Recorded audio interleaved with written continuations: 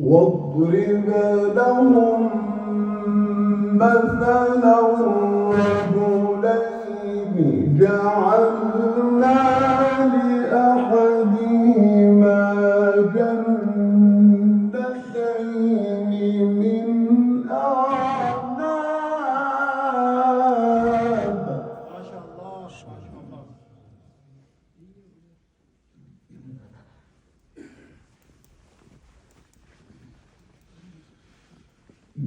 جعلنا لأحدهما جنتين